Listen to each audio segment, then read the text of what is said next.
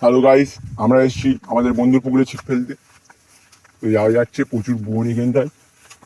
ভয় আছে কোথায় আমার ছোট পাখিটা কামড়ে না খেয়ে নেয় সাপে। পলা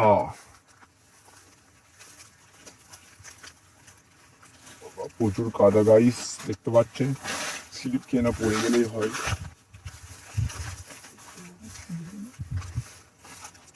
তো গাইস, কাঁকড়ার গর্ত দেখা যাক কি হোক, কাঁকড়া টাংড়া বার হয় কিনা।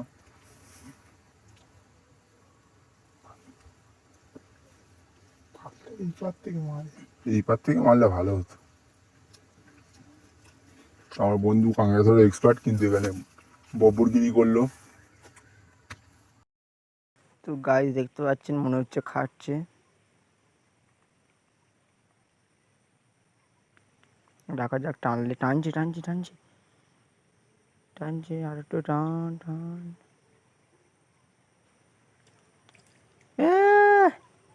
গাইস মাছের সাইজটা দেখুন, আমাদের হাফ কিলো জল বার হয়ে গেল এই রোদে দাঁড়িয়ে এই ছোট্ট মাছটার জন্যে।